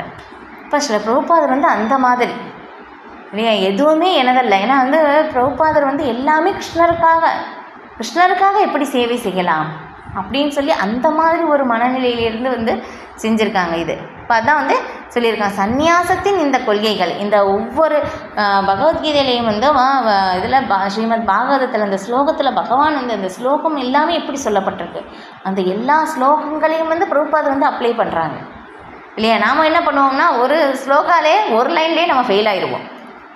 நம்மளால் வந்து இதெல்லாமே வந்து செய்ய முடியாது. ஆனால் எல்லாமே பிரபுபாதர் ரொம்ப அழகாக வந்து கரெக்டாக வந்து அப்ளை பண்ணாங்க இல்லையா. எல்லாமே எனக்காக செய் அப்படின்னு சொல்லிட்டு அந்த மாதிரி பிரபுபாதர் வந்து செஞ்சுருக்காங்க. அப்போ அதுதான் வந்து சந்நியாசத்தின் இந்த கொள்கையின் மூலம் உனது மனதை எண்ணில் பதிய செய்வதால் நீ முக்தி பெற்று என்னிடம் வருவாய் இல்லை. எல்லாமே நம்ம கிருஷ்ணருக்காக செய்யும் போது என்னாகும், நமக்கு வந்து நல்ல செயலும் இல்லை, தீய செயலின் விளைவும் இல்லை. ரெண்டு செயலும் நல்ல தீய செயல்களின் விளைவு இல்லை. ஆனால் அது ரெண்டுமே இல்லாத போது கிருஷ்ணருக்காக செயல்படும் போது, கிருஷ்ண உணர்விலிருந்து நாம் செயல்படும் போது என்னாகும், நம்ம செயல் செய்கிறோம் ஆனால் விளைவு இல்லை. அதுக்கப்புறம் நம்ம என்னாகும், முக்தி பெற்று நம்ம இந்த கிருஷ்ணரிடம் வந்து போகலாம். அதுதான் இங்கே வந்து சொல்லியிருக்காங்க. இந்த விதமாக நீ கர்ம பந்தத்தில் இருந்தும் அதன் நல்ல தீய விளைவுகளில் இருந்தும் விடுபடுவாய். சந்நியாசத்தின் இந்த கொள்கையின் மூலம் உனது மனதை எண்ணில் பதிய செய்வதால் நீ முக்தி பெற்று என்னிடம் வருவாய். பாருங்களேன், ரொம்ப அருமையாக எளிமையாக நம்ம வந்து கிருஷ்ணருக்காக செஞ்சாலே போதும். நம்ம செயல் மாற்ற தேவையே இல்லை. நம்ம செய்கிற செயல் கிருஷ்ணரோட தொடர்பு படுத்தி செஞ்சாலே போதும். நம்ம வந்து முக்தி பெற்று திரும்ப பகவானிடம் வந்து போயிடலாம் இல்லையா. ரொம்ப அழகாக வந்து சொல்லப்பட்டிருக்கு இல்லையா இது. ஓகே, அப்போ அதுக்கப்புறம் பிரபுபாதர் வந்து என்ன சொல்கிறாங்கன்னு பார்க்கலாம். உயர்ந்த வழிகாட்டுதலின்படி கிருஷ்ண உணர்வில் செயல்படுபவன் யுக்த என்று கூறப்படுகிறான் இல்லை. இப்போ அதான் பார்த்தோம், யுக்த வைராக்கிய அப்படின்னு சொல்லி இல்லை. உயர்ந்த வழிகாட்டுதலின்படி இது நம்மளால் செய்ய முடியாது. ஒரு ஆன்மீக குருடைய வழிகாட்டல் இருந்தால் மட்டும்தான் நம்ம கிருஷ்ண உணர்வில் இருந்து எப்படி செயல்படலாம் அப்படின்னு சொல்லி தெரிந்து கொள்ள முடியும். ஏன்னா ஒரு பக்தர் வந்து எப்படி செயல்படுறாங்கன்னு சொல்லி நம்ம வந்து புரிஞ்சிக்கவே முடியாது. இந்த எவ்வளோ உயர்ந்த புத்திசாலி நபராக இருக்கலாம், எப்படி இருந்தாலும் ஒரு பக்தருடைய செயல் வந்து நடத்தை வந்து அவங்களால தூய பக்தருடைய நடத்தை, உயர்ந்த புத்திசாலி இருக்கலாம், திறமை இருக்கலாம், புரிந்து கொள்ளவே முடியாது. ஏன்னா நம்மளை மாதிரியே அவங்க செய்கிற மாதிரி இருக்கும். ஏன்னா நம்மளை மாதிரி சாப்பிட்றாங்க, நம்மளை மாதிரி வேலை செய்கிறாங்க அப்படின்னு சொல்லி. ஆனால் வந்து என்னாங்கன்னா அவங்களுடைய நோக்கம் வந்து என்ன, நான் கிருஷ்ணருக்காக செய்கிறேன் இல்லையே. எப்போவுமே அவங்க மனசில் வந்து இருக்கும், நான் கிருஷ்ணருக்காக செய்கிறேன், எதுவும் எனதல்ல, என்னுடைய நிலை ஜீவேர ஸ்வரூபைய கிருஷ்ணேர நித்தியதாச. எல்லா சூழ்நிலைகளும் வந்து அவங்க ஞாபகம் வச்சுருப்பாங்க. நாம் என்ன பண்ணுவோம்னா கொஞ்சம் நேரம் ஞாபகம் இருக்கும், அப்புறம் மறந்துடுவோம் இல்லையா. ரொம்ப சந்தோஷமாக இருக்குது, நம்முடைய வீட்டு சூழ்நிலை எல்லாமே சந்தோஷமாக இருக்குது, நம்முடைய உறவினர்கள் நண்பர்கள் எல்லாருமே உடல் நிலை எல்லாமே நல்லா இருக்குன்னா ஓகே, ஹரே கிருஷ்ண சொல்லலாம், பகவத்கீதை கேட்கலாம், அதெல்லாமே நமக்கு இருக்கும். இதே ஒரு இக்கட்டான சூழ்நிலை வரும்போது என்னாகும், இதெல்லாமே நம்ம மறந்துடுவோம் இல்லையா. நம்முடைய நிலை அப்படி தான் இது. ஆனால் வந்து தூய பக்தர் அப்படி கிடையாது. எந்த ஒரு சூழ்நிலையிலும் நான் கிருஷ்ணனுடைய நித்திய சேவகன், ஜீவேர சுரபைய கிருஷ்ணேர நித்தியதாசன், அந்த மனநிலை என்றுமே வந்து மாற மாட்டாங்க. அதான் சிக்ஷாஷ்டகத்தில் வந்து கடைசி பத்தியில் வந்து சொல்லப்படுது, பகவானே நீங்கள் வந்து என்னை வந்து வந்து அன்போடு அணைச்சி கொண்டாலும் சரி, என்னை நீங்கள் வேணாம் அப்படின்னு சொல்லிட்டு என் கண்முன் தோன்றாமல் என்னை வந்து நீங்கள் அலட்சியம் படுத்தினாலும் சரி, என்னை நீங்கள் காலால் மிதித்தாலும் சரி, நீங்கள் தான் எல்லாமே, நீங்கள் தான் என்னுடைய நித்திய உறவு அப்படின்னு சொல்லி வந்து அங்கே வந்து தூய பக்தர் வந்து பிரார்த்தனை செய்கிறாங்க. நம்ம சொல்கிறது சொல்லிடலாம் இந்த மாதிரி, ஆனால் அப்ளை பண்ணுறது ரொம்ப கடினம் இல்லையா? ஆசிஷ்ய வா பாதரதாம் பினஷ்டுமா அதர்சனாம் மர்மஹத்தாம் கரோத்துவா யதா ததாவா விததாத்து லம்பட்டக்கோ மத் பிராணநாத ஸ்துசைய நாப்பரக. சொல்லிடலாம், சொல்கிறது ரொம்ப ஈஸி, ஆனால் இதை வந்து நம்ம நடைமுறைப்படுத்துவது ரொம்ப ரொம்ப கடினம். ஆனால் தூய பக்தருடைய மனநிலை அந்த மாதிரி இல்லை. இந்த மனநிலையிலிருந்து ஸ்ரீமதி ராதாராணி வந்து இந்த ஸ்லோகத்தை வந்து உரைக்கிறாங்க பகவானிடம். நீங்கள் எப்படி செஞ்சாலும் ஓகே, நீங்கள் தான் எல்லாமே, எனக்கு உங்களுடைய சந்தோஷம்தான், உங்களுடைய ஆனந்தம் தான் எங்களுக்கு முக்கியம் அப்படின்னு சொல்கிறாங்க. அதுதான் இல்லையா? அதுதான் பகவான் வந்து எல்லா பக்தருடைய மிக உயர்ந்த நிலையில் வந்து ஸ்ரீமதி ராதாராணி இருக்காங்க. அவங்களுடைய கிருஷ்ணனுடைய சந்தோஷத்தை தவிர வேறு எதுவுமே அவங்க மனசில் இல்லை இல்லையா? அவங்க வந்து முடியிலிருந்து உடல் முழுக்க ஒவ்வொரு பாகமும் கிருஷ்ண உணர்வு தானாமா. அவங்க பார்க்கின்ற அந்த ஒவ்வொரு பார்வை எங்கெங்கே செலுத்துகிறாங்களோ எல்லா இடத்துலையும் கிருஷ்ணரை மட்டும்தான் வந்து பார்க்குறாங்க. அதுதான் வந்து மிக உயர்ந்த நிலை, கிருஷ்ண உணர்வின் நிலை இல்லை. அதனால தான் மிக உயர்ந்த தூய பக்தியாக வந்து இருக்காங்க. இது இப்போ அதான் இப்போ இது எல்லாமே வந்து நம்ம எப்படி தெரிஞ்சுக்க முடியும்னா, ஒரு உயர்ந்த வழிகாட்டுதலின் கீழ், ஆன்மீக குருவின் கீழ் மட்டும்தான் இந்த மாதிரி பயிற்சி வந்து நமக்கு செய்ய முடியும் இல்லையா? நம்ம வந்து தெரிஞ்சிக்கவே முடியாது. நம்ம வந்து நல்ல செயல் செஞ்சால் நல்லது, அவ்வளோதான் நமக்கு தெரியும். ஆனால் இது ரெண்டுக்கும் அப்பாற்பட்ட செயல் ஒன்று இருக்கா அப்படின்னு சொல்லிட்டு வந்தும் நமக்கு ஆன்மீக குருவை சரணடையும் போது மட்டும்தான் தெரிஞ்சிக்க முடியும். இல்லை அப்படின்னாக்கா நம்மளால் வந்து முடியாது. அதான் இங்கே பிரபுபாதர் வந்து எழுதுகிறாங்க, உயர்ந்த வழிகாட்டுதலின்படி கிருஷ்ண உணர்வில் செயல்படுபவன் யுக்த என்று கூறப்படுகிறான். ஆன்மீக மொழியில் இது யுக்த வைராக்கிய. இப்போ அதான் பார்த்தோம் இல்லையா? கரெக்டாக தான் வந்து பிரபுபாதர் வந்து இங்கே விளக்கியிருக்காங்க. இது ஸ்ரீ ரூப கோஸ்வாமியால் பக்தி ரசாமது சிந்து 1.2.255 பின்வருமாறு தெளிவாக விளக்கப்பட்டுள்ளது. அநாசக்திய விஷயான் யதார்த்தம் உபயுஞ்சதக நிர்பந்த கிருஷ்ண சம்பந்தே யுக்த வைராக்கியம் உச்சியதே இல்லையா? தான் யுக்த வைராக்கியம், எல்லாமே கிருஷ்ணருக்கு சொந்தமானது, எல்லாமே கிருஷ்ணருடைய சேவையில் வந்து ஈடுபடுத்துவேன் அப்படின்னு சொல்லிட்டு இந்த ஜட உலகில் நாம் இருக்கும் வரை செயலாற்றியே ஆக வேண்டும் இல்லையா? செயலை நிறுத்த முடியாது. எனவே செயல்களின் பலன்களை கிருஷ்ணருக்கு அர்ப்பணிக்க வேண்டும். அதுவே யுக்த வைராக்கியம் எனப்படும். உண்மை துறவு இத்தகு செயல்கள் மனக்கண்ணாடியை தூய்மைப்படுத்துகின்றன இல்லையா? அப்போ வந்து நம்ம சொல்லுவோம், சரி நம்ம செய்கிறேன், அது எல்லாமே கிருஷ்ணருக்கு அர்ப்பணிக்கணும். ஏன் கிருஷ்ணருக்கு அர்ப்பணிக்கணும்? அர்ப்பணித்தா என்ன ஆகும்? நம்ம அந்த கேள்வி எழலாம். அதுவும் பிரபுபாதர் இங்கே விளக்கிட்டாங்க. இந்த மாதிரி நம்ம செய்யும்போது என்ன ஆகும்னா, நம்முடைய மனது வந்து தூய்மை அடையும். அதுக்கப்புறம் மேலும் இதனை பயிற்சி செய்பவன் படிப்படியாக ஆன்மீக உணர்வில் முன்னேற்றம் அடைந்து புருஷோத்தமரான முழுமுதற் கடவுளிடம் பூரணமாக சரணடைகிறான் இல்லையா? இந்த மாதிரி நம்ம தொடர்ந்து செஞ்சோம்னா நம்ம செய்கிற செயல் எல்லாமே கிருஷ்ணருக்கு, அந்த ரிசல்ட் வந்து கிருஷ்ணருக்கு நம்ம அர்ப்பணம் செய்யும் போதும் நம்முடைய மனம் தூய்மை அடையும். இந்த மாதிரி நம்ம தொடர்ந்து பயிற்சி செய்யும் போதும் ஆன்மீகத்தில் வந்து ஆன்மீக உணர்வில் நாம் முன்னேற்றம் அடைந்து பகவானை நாம் சரணடைய முடியும் அப்படின்னு சொல்கிறாங்க. அப்போ இதன் மூலம் இறுதியில் அவன் முக்தி அடைகிறான். இப்போ அவனது முக்தியின் தன்மையும் குறிப்பிடப்பட்டுள்ளது. அவன் பிரம்ம ஜோதியில் கலப்பதில்லை. முக்தின்னா என்ன?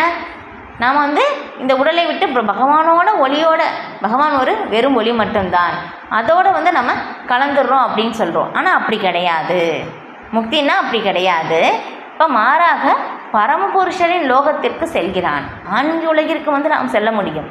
இது தெளிவாக இங்கு கூறப்பட்டுள்ளது. மாம் உபைஷேசி, அவன் என்னிடம் வருகின்றான், அதாவது முழுமுதற் கடவுளின் திருநாட்டிற்கு திரும்பி செல்கிறான் இல்லையா? அப்போ வந்து பிரபுபாத பாருங்க, பகவான் வந்து இங்கே விளக்குனாங்க, நீ எல்லாமே எனக்காக செய்யி, நீ எனக்காக செஞ்சேன்னா நல்ல தீய விளைவுகளிலிருந்தும் விடுபட்டு இல்லையா, விளைவு அற்ற செயல் நீ வந்து செய்வாய். இப்போ இந்த மாதிரி செய்யும்போது என்ன ஆகும்னா, நான் வந்து இதே வந்து நாரத முனிவர் வந்து சில வியாசதேவருக்கு விளக்கம் போது ஸ்ரீமத் பாகவதத்தில் எப்படி சொல்லப்பட்டிருக்குன்னா, நம்ம வந்து யாருக்காக வந்து செயல் செய்கிறோமோ அவங்கள வந்து நம்ம நினைத்து கொண்டே இருப்போம் அப்படின்னு சொல்லி நாரத முனிவர் அங்கே விளக்குறாங்க. இப்போ அதே தான் இங்கே வந்து சொல்லப்படுது. நம்ம வந்து பகவானுக்காக அந்த ரிசல்ட் வந்து அர்ப்பணம் செய்யும் போதும் என்னாகும்னா, நம்மளுடைய மனம் கிருஷ்ணரின் மீது பதிய செய்ய முடியும். இப்போ நம்முடைய மனதை கிருஷ்ணரின் மீது பதிய செய்யும் போது என்ன ஆகும்னா, நமக்கு வந்து முக்தி கிடைக்கும். இப்போ முக்தின்னா என்ன? நம்ம வந்து நினைக்கிறோம் பகவானோட வந்து பகவான் வெறும் ஒளி, அதோட வந்து நம்ம போய் வந்து ஒன்று கலந்துருவோம் அப்படின்னு சொல்லி நினைக்கிறோம். ஆனால் அப்படி வந்து கிடையாது, அப்படி கிடையாது. அதான் வந்து அதான் வந்து தெளிவாக வந்து இங்கே சொல்லப்பட்டிருக்கு அப்படின்னு சொல்லி பிரபுபாதர் வந்து விளக்குறாங்க. முக்தின்னா என்னென்னா என்னிடம் வருகின்றான், என்னுடைய லோகத்திற்கு வருகிறான் அப்படின்னு வந்து சொல்கிறாங்க.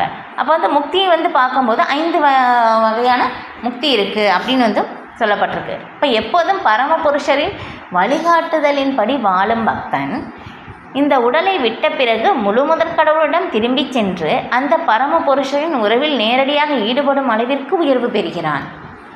பாருங்களேன், இப்போ அதுதான் இல்லையா, வந்து எதுக்காக நம்ம செய்யணும், எல்லாமே ஏன் வந்து கிருஷ்ணருக்காக அர்ப்பணிக்கணும் அப்படின்னு சொல்லி யாராவது கேள்வி கேட்டாங்கன்னா பதில் இந்த ஸ்லோகத்தில் வந்து சொல்லப்பட்டிருக்கு இல்லையா.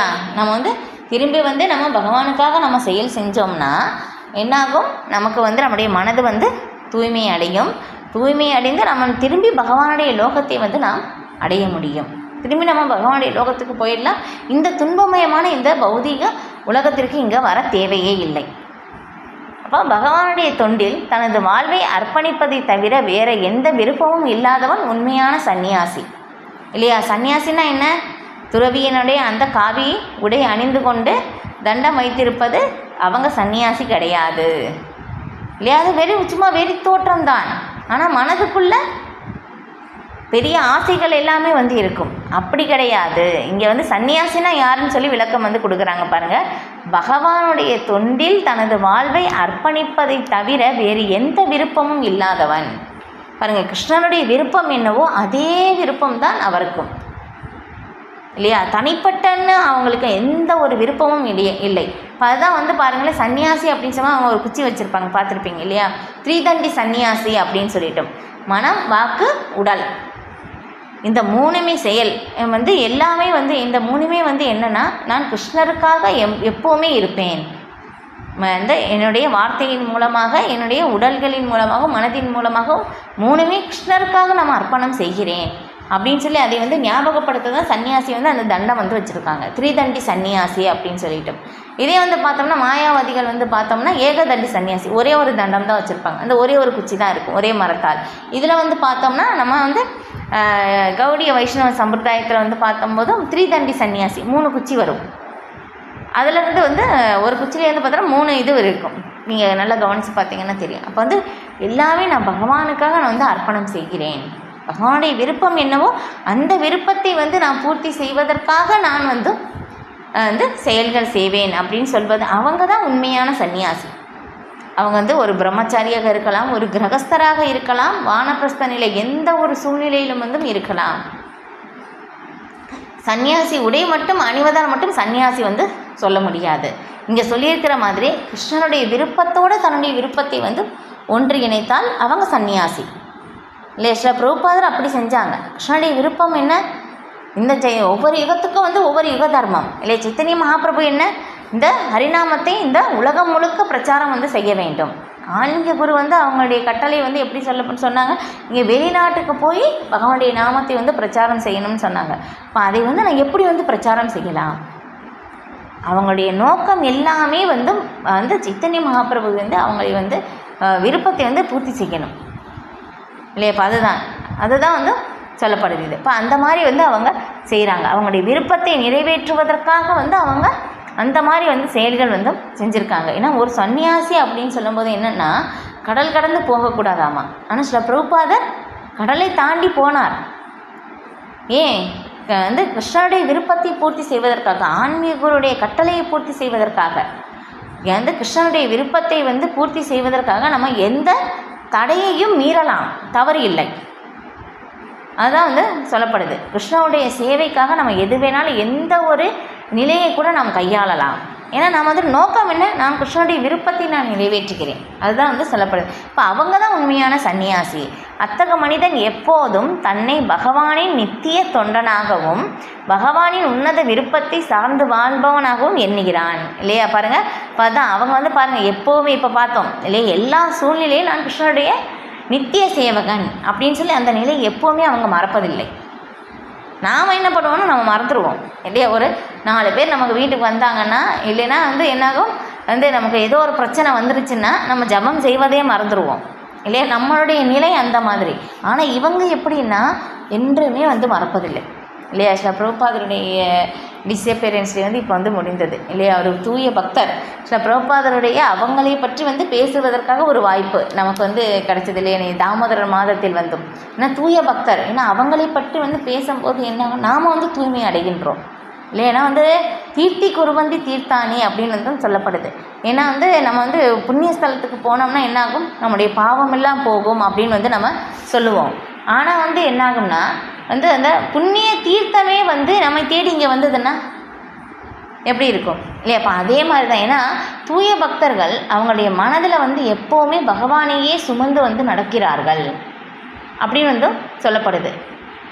வந்து ஏன்னா அவங்க மனதில் வந்து வேறு எதுவுமே தனிப்பட்ட ஆசை எதுவுமே கிடையாது. எல்லாமே கிருஷ்ணனுடைய விருப்பம் என்ன, கிருஷ்ணனுடைய விருப்பத்தை நான் வந்து எப்படி வந்து பூர்த்தி செய்யலாம் அப்படின்னு சொல்லி தான் வந்து அந்த மாதிரி ஒரு மனநிலை எப்போவுமே. இதே வந்து பார்த்துருப்பீங்க இல்லையா, இந்த மகாவதார் நரசிம்ம படத்துலேயும் வந்து பிரகலாத் மகாராஜா இல்லையா, அவங்க அப்போ எவ்வளவு கொடுமை வந்து படுத்துனாங்க. ஆனால் இருந்தாலும் அந்த ஒரு நிலையிலும் கூட அப்புறம் மலையிலேருந்து தூக்கி போடுறாங்க, நான் நித்திய சேவகன் என்ற கிருஷ்ணர் வந்து என் பகவான் வந்து என்னை காப்பாற்றுவார், இல்லை நான் இறக்க வேண்டும் அப்படின்னு நீ வந்து பகவான் நினைச்சா அந்த விருப்பத்திற்கும் நான் கட்டுப்படுகிறேன். நம்மளால் முடியுமா? நாம் என்ன நினைப்போம், நான் எவ்வளோ பக்தி பண்ணேன் இல்லையா, நான் எவ்வளோ சேவை பண்ணேன், ஏன்னா ஹரிநாமம் எவ்வளோ சொன்னேன், பகவான் வந்து என்னை கைவிட்டுட்டாங்களே, நாம் அப்படி நினைப்போம். ஆனால் தூய பக்தர் என்னென்னா எல்லா சூழ்நிலையிலும் வந்து பகவான் என்னை காப்பாற்றுவார், இல்லை அப்படின்னாக்கா அது பகவானுடைய விருப்பம்னா அதை நான் முழுமையாக ஏற்றுக்கொள்கிறேன். ஏற்றுக்கொள்கிற எது செஞ்சாலும் ஏற்றுக்கொள்ள தயாராக இருக்கிறார் தூய பக்தர். ஆனால் நாம் வந்து அப்படி நினைக்க மாட்டோம். நம்ம நினைக்கிறது எல்லாமே நேர்மாறானது இல்லையா. அதுதான் இப்போ நம்ம வந்து பக்தர், ஆனால் தூய பக்தர் ஆகவில்லை. இங்கே விளக்குறது எல்லாமே வந்து என்னென்னா தூய பக்தரை பற்றி விளக்கப்பட்டிருக்கு. ஓகே, அப்போ வந்து எதையெல்லாம் அவன் செய்கின்றானோ அதையெல்லாம் அவன் பகவானுக்காக செய்கிறான். எந்த செயலை அவன் செய்தாலும் அதனை பகவானின் தொண்டாக செய்கின்றான். பாருங்கள் எப்படி சொல்லப்பட்டிருக்குன்னா, செய்கிறது எல்லாமே பகவானின் தொண்டாக செய்கிறான். நாமளும் சேவை செய்கிறோம், ஆனால் எப்படி செய்வோம்னா இன்றைக்கி எது வந்தாங்க, நம்ம கண்டிப்பாக எனக்கு புகழ் வேணும் இல்லையா, எனக்கு இதன் மூலமாக என்ன கிடைத்தது, அந்த மாதிரி வந்து எனக்கு என்ன கிடைக்கும் நாம் இந்த சேவை செய்தால் இல்லையா. கண்டிப்பாக நமக்கு ஒரு சின்ன உள்நோக்கம் உள்ளே இருக்குது இல்லையா, இல்லாமல் வந்து நம்ம செய்யலை. ஆனால் இங்கே வந்து எப்படி செய்கிறாங்கன்னா எல்லாமே நான் பகவானின் தொண்டாகத்தான் செய்கிறாங்க. நான் ரிசல்ட் வந்து எதுவுமே எதிர்பார்க்கலை. சில பிரபுபாதர் வந்து எப்படி விளக்குறாங்கன்னா, ஒரு பக்தர் வந்து புத்தக விநியோகத்திற்காக போகிறாங்க. இந்த மாதிரி போகும்போதும் அவங்க காலையிலேருந்து இந்த பிற்பகல் வரைக்கும் வந்து அவங்க வந்து புத்தகம் வந்து நிறைய இடத்துல வந்து விநியோகிக்க வந்து போயிருக்காங்க. ஆனால் யாருமே புத்தகம் வாங்கலை. இப்போ அந்த பக்தர் வந்து வருத்தப்பட தேவையில்லை, ஐயோ யாருமே புத்தகம் வாங்கலையே அப்படின்னு சொல்லிட்டு. ஏன்னா அந்த பக்தர் வந்து முழுக்க முழுக்க கிருஷ்ணருக்காக முயற்சி செய்திருக்கிறார். ஆனால் அவங்க வந்து யாருமே வாங்கலை அப்படின்னாக்கா அந்த பக்தருடைய குறை இல்லை இல்லையா. ஆனால் அவங்க பகவானுக்காக செஞ்சுருக்காங்க. ரிசல்ட் எதுவாக இருந்தாலும் என்ன நமக்கு தேவையில்லை. ஆனால் வந்து அவங்க யாருக்காக செஞ்சுருக்காங்க அந்த செயல், அதுதான் ரொம்ப முக்கியம். ஆனால் இதே பௌதிகம் பொறுத்தவரை நம்ம எப்படி, நம்ம ஒரு செயல் வந்து ஏதோ வந்து விற்பனைக்காக போகிறோம்னா அது விற்பனை ஆகலைன்னா நமக்கு எல்லாமே நஷ்டம். ஆனால் பக்தி பொறுத்தவரையிலும் வந்து என்ன ஆகும்னா, நீங்கள் வந்து அதில் ரிசல்ட்டு கிடைச்சாலும் கிடைக்கலைனாலும் அந்த பக்தர் யாருக்காக செஞ்சுருக்காங்க, எவ்வளவு மணி நேரம் வந்து கிருஷ்ணருக்காக செஞ்சுருக்காங்க, அதுதான் அவங்களுடைய ரிசல்ட்டு, அதுதான் பலன். அதான் வந்து நான் நித்திய சேவகன், நான் பகவானுக்காக சேவை செஞ்சுருக்கேன். புத்தகம் வந்து அவங்க வாங்கலை அப்படின்னாலும் அது இல்லை இல்லை. இன்னொரு விளக்கம் கூட சில பிரபுபாதர் வந்து கொடுக்குறாங்க. இப்போ ஒரு பக்தர் வந்து நன்கொடைக்காக வந்து போகிறாங்க. இந்த மாதிரி வந்து போகும்போதும் இப்போ அந்த பக்தர் வந்து இந்த நன்கொடை வந்து யார்கிட்ட வந்து போய் கேட்குறாங்களோ அந்த நபர் நன்கொடை வந்து கொடுக்கல. அதுக்காக வந்து நம்ம வருத்தப்பட தேவையில்லை அப்படின்னு சொல்கிறாங்க சில பிரபுபாதர். பாருங்கள், தூய பக்தருடைய விளக்கமே வந்து வேறு மாதிரி இருக்கும். நாம் யோசிக்கிறதுக்கும் அவங்க யோசிக்கிறதுக்கும் நிறைய வித்தியாசம் வந்து இருக்குது. இப்போ பிரபுபாதர் வந்து எப்படி சொல்கிறாங்கன்னா, அந்த பக்தர் வந்து நன்கொடை வந்து கேட்க போயிருக்காங்க. அப்போ வந்து கொடுக்குற நபர் வந்து கொடுக்கல அப்படின்னாக்கா அவங்க உள்ளே இருந்து பரமாத்மா வந்து அவங்களுக்கு அனுமதி கொடுக்கவில்லை. அதனால் வந்து அந்த நபர் வந்து இந்த பக்தருக்கு நன்கொடை வந்து கொடுக்கல அப்படிதான் பிரபுபாதர் வந்து யோசிக்கிறாங்க. அவங்க சொல்கிறாங்க பாருங்கள், அதுதான் வந்து தூய பக்தருடைய அவங்களுடைய நினைப்பும் நம்முடைய நினைப்பும் ரொம்ப வித்தியாசம். அந்த மாதிரி வந்து அவங்க பார்ப்பாங்க. இப்போ அந்த மாதிரி வந்து சொல்கிறாங்க அது.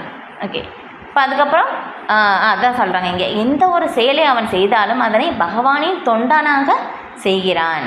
வேதங்களில் கூறப்பட்டுள்ள பலநோக்கு செயல்களுக்கும் விதிக்கப்பட்ட கடமைகளுக்கும் அவன் முக்கியத்துவம் அளிப்பதில்லை இல்லையா. வேதங்களில் நிறைய சொல்லப்பட்டிருக்கு, கர்மகாண்ட பகுதி அப்படின்னு சொல்லிட்டு வந்து நிறைய விளக்கங்கள் வந்து கொடுக்கப்பட்டிருக்கு. இது செஞ்சால் அவனுக்கு இந்த பலன் கிடைக்கும், இதை பற்றி எல்லாம் வந்து யோசிக்கிறதே இல்லை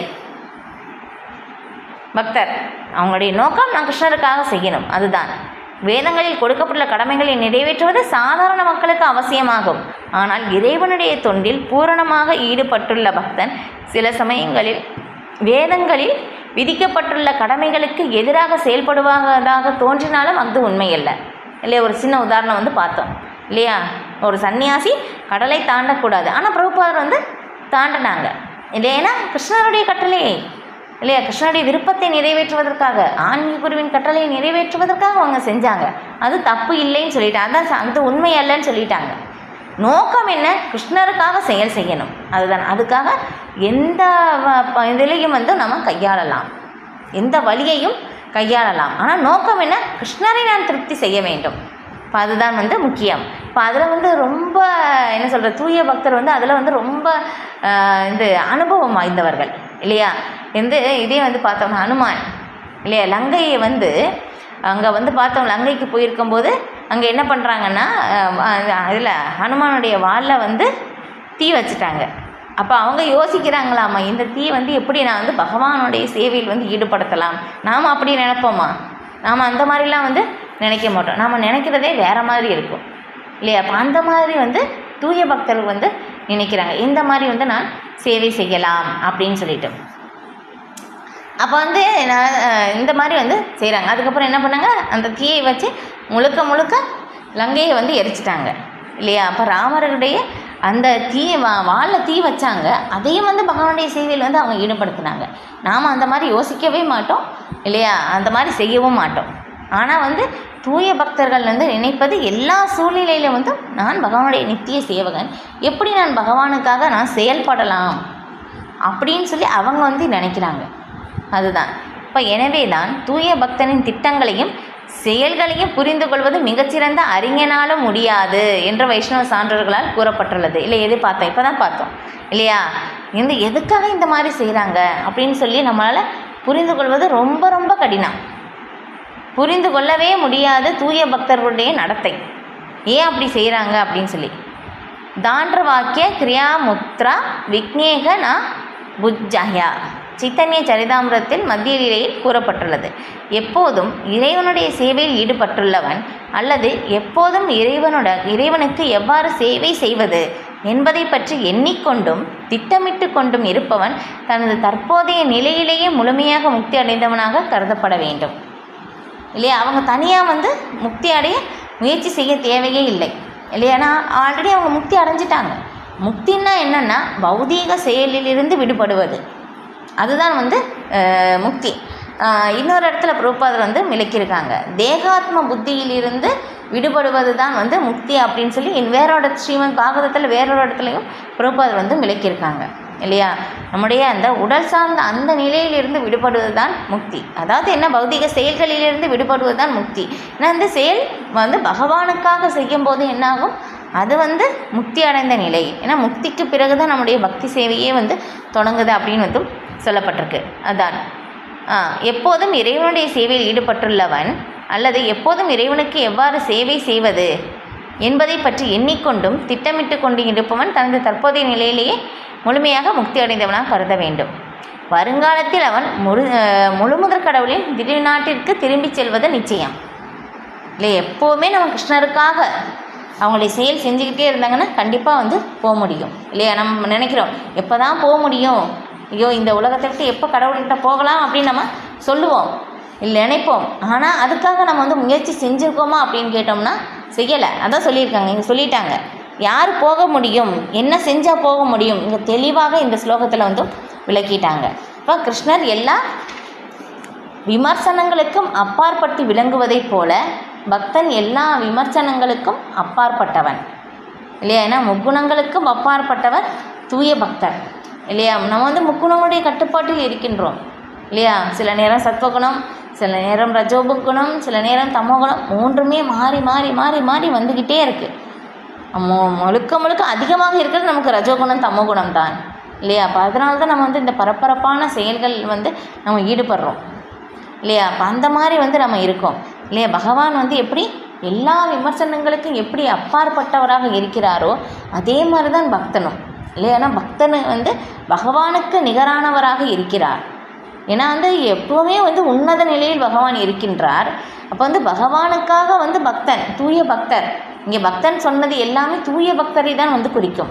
இப்போ அந்த தூய பக்தரும் வந்து எப்படின்னா பகவானுடைய பகவானுடைய சேவையில் பகவானுடைய விருப்பத்தை வந்து எப்படி நான் பூர்த்தி செய்யலாம் அப்படின்னு சொல்லி அந்த ஒரு உன்னத நிலையிலேயே வந்து இருக்கும்போதும் இப்போ பகவானுக்கு நிகரானவராகவே வந்து சொல்லப்படுகிறார். இப்போ இது வந்து இன்னொரு இடத்துல வந்து சொல்லப்பட்டிருந்தது எப்படின்னா இதோட வந்து நம்ம முடிச்சுக்கலாம். சைத்தன்ய சரிதாமத்தில் வந்து பார்த்தோம்னா சில மாதாவேந்திரபுரி தூய பக்தர். நீங்கள் இதில் குரு சீட பரம்பரையில் வந்து பார்த்தோம்னா இங்கே அந்த பேர் விளக்கம் வந்து வரிசையாக இருக்குது, சீட பரம்பரை அவங்களுடைய பேர். அப்போ அதில் பார்க்கும்போதும் சில மாதாவேந்திரபுரி அப்படின்னு சொல்லி வந்து பேர் வரும்.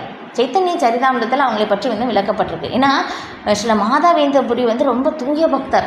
ஏன்னா அவங்க மூலமாக தான் வந்து கிருஷ்ண பிரேமையே வந்து நமக்கு வந்து தெரிந்தது. ஏன்னா அந்த சில மாதாவேந்திரபுரி முன்னாடி வரைக்கும் கிருஷ்ணனுடைய வழிபாடு மட்டும்தான் நமக்கு தெரியும். சில மாதாவேந்திரபுரிக்கு அவங்க இருந்து தான் வந்து நமக்கு ராதாராணியோடைய வழிபாடு நமக்கு ராதாகிருஷ்ணனுடைய வழிபாடு அப்படின்னு சொல்லி நமக்கு தெரிஞ்சது. அது முன்னாடி வரைக்கும் வந்து யாருமே வந்து ஸ்ரீமதி ராதாராணி அப்படின்னு சொல்லி யாருக்குமே வந்து தெரியாது. ராதாகிருஷ்ணனுடைய வழிபாடு சில மாதாவேந்திரபுரிக்கு அப்புறம் இருந்து தான் நமக்கு வந்து தெரிய வந்தது. அவங்க தான் அந்த கிருஷ்ண பிரேமையை அந்த பாவத்தை வந்து அவங்க வெளிப்படுத்தினாங்க. அந்த மாதிரி ஒரு தூய பக்தர்.